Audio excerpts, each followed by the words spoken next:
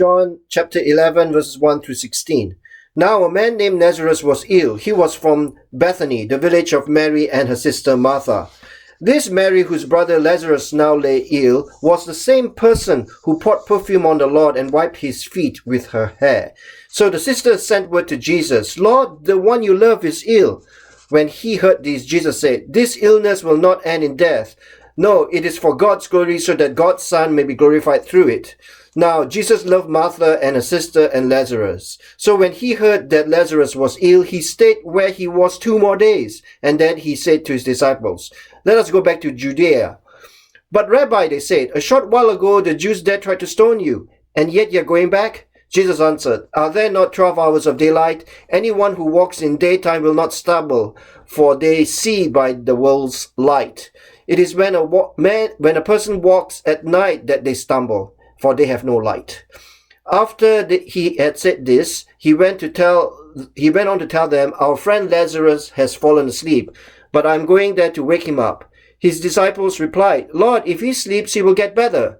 Jesus had been speaking of his death, but his disciples thought he meant natural sleep. So then he told them plainly, "Lazarus is dead, and for your sake I am glad I was not there, so that you may believe. But let us go to him." Then Thomas, also known as Didymus, said to the rest of the disciples, "Let us also go, that we may die with him." Verse 28 through 37. After she had said this, she went back and called her sister Mary aside. "The teacher is here," she said, "and is asking for you." When Mary heard this, she got up quickly and went to him. Now Jesus had not yet entered the village, but was still at the place where Martha had met him. When the Jews who had been with Mary in the house comforting her noticed how quickly she got up and went out, they followed her, supposing she was going to the tomb to mourn there. When Mary reached the place where Jesus was and saw him, she fell at his feet and said, "Lord, if you had been here, my brother would not have died." When Jesus saw her weeping, and the Jews who had come along with her also weeping, he was deeply moved in spirit and troubled. "Where have you laid him?" "Come and see, Lord," they replied. Jesus wept. Then the Jews said, "See how he loved him?" But some of them said, "Could not he who opened the eyes of the blind man have kept this man from dying?"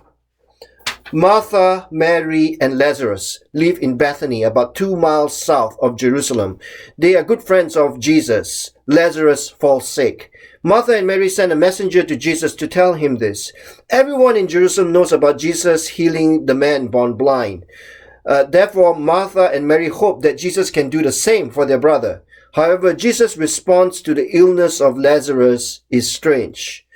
When he heard this, Jesus said, "This illness will not end in death, but it is for God's glory, so that God's Son may be glorified through it." John 11:4. Jesus proclaims that this illness will not end in death.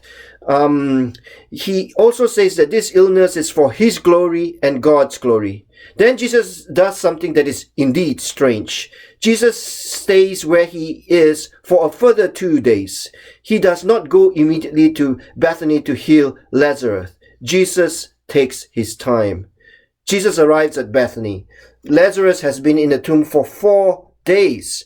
Lazarus and his sisters are a well-known family. There are people who come from Jerusalem to Bethany to mourn and grieve with them. Some of them say, "Could he who opened the eyes of the blind man not kept this man from dying?" Jesus meets Martha and then Mary on his journey to Bethany. After speaking to Mary and seeing the emotion of the crowd, Jesus himself breaks down.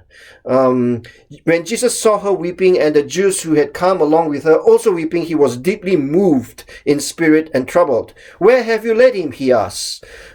"Come and see, Lord," they replied. Jesus wept. Then the Jews said, "See how he loved him?" Jesus weeps. This is the shortest verse in the Bible. It shows us how Jesus is caught up with the death of Lazarus. The crying and the weeping of the people have an impact on Jesus. Yet why does Jesus wait for 2 days before he goes to Bethany? And then when he reaches there, he sees the emotion of the crowd and he weeps with them. Sometimes Jesus is difficult to figure out. And yet, when I look at my life, I think too sometimes Jesus is hard to figure out. Sometimes Jesus answers my prayers even before I can ask him and pray to him. But sometimes it feels like Jesus is taking those 2 days before he truly comes to Bethany. We have a natural tendency to postpone the thought of death as much as we can. When I was in my teens, I did not think about death that much. My grandfather and an uncle that we were close to passed away. They were in their 70s and they had had a long life. Then we found out that a friend of ours from high school who trusted Jesus was suffering from lymphoma. He went home to be with God within 6 months. And it was at my friend's death that I realized that death is real. And I realized that I am not invincible. My teenager friends can die. I too can die. The two actors, Jane Fonda and Lily Tomlin, were discussing about death in a magazine interview. Tomlin, born in 1939, recalled a time when she was 4 years old, visiting her grandmother in rural Kentucky. A little girl had died and they laid the body out in the house. Everyone was oohing and eyeing over her, said Tomlin. Death didn't make sense to me then. It doesn't make any more sense now. Jane Fonda, born 1937, had a different reaction. I feel the opposite. The past few years I have made a real point of cozying up to death and making it a friend. That's what I always do with the things that frightened me. Death is inevitable, so why not make peace with it? I'm not scared of it at all. So both Martha and Mary grieve over the loss of their brother Lazarus. And it is not surprising that both sisters make the same statement to Jesus. Lord, Mary said to Jesus, if you had been here, my brother would not have died. When Mary reached the place where Jesus was and saw him, she fell at his feet and said, Lord, if you had been here, my brother would not have died. Both Martha and Mary express what I have seen in many grieving families who have lost loved ones. They miss their loved ones a lot, and they tell themselves that they could have done more when their loved one was alive. If Jesus had arrived sooner, Lazarus would not have died. The sisters, the crowd, and Jesus are grieving profoundly over the loss of Lazarus. And we have the shortest verse in the Bible to describe Jesus' response. Jesus weeps. And then, in a surprising development, he says to the people there, that is Jesus, take away the stone. And then Martha, the sister of the dead man, says, Lord, by this time there is a bad odor, for he has been there 4 days.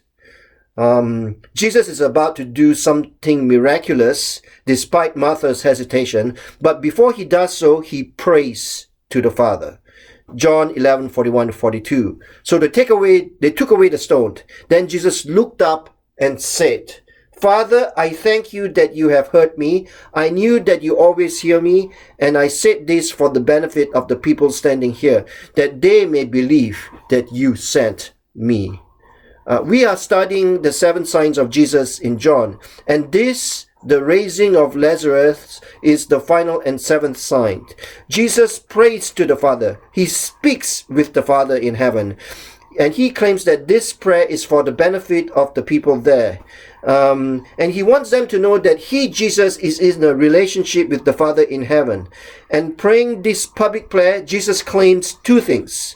The first, everything he does so with the help of God the Father. And secondly, it is God the Father who has sent him.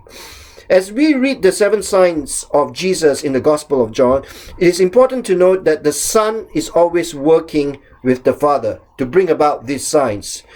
Jesus is always praying to and with the Father as he heals people and teaching the kingdom of God. Jesus is called the Son of God.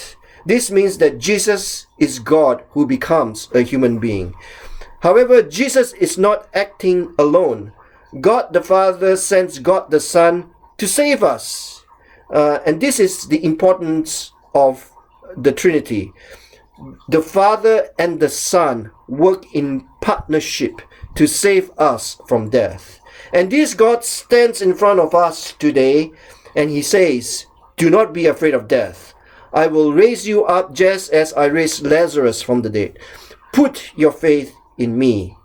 And when he said this, Jesus called out with a loud voice, Lazarus, come out! The dead man came out, his hands and feet wrapped with strips of linen and a cloth around his face. Jesus said to them, take off the grave clothes and let him go. So Jesus stands in front of us today and he says to all of you, come out from your dead life. I want to bless you with life.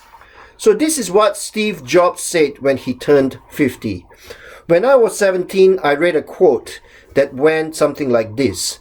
If you live each day as if it was your last, someday you'll most certainly be right.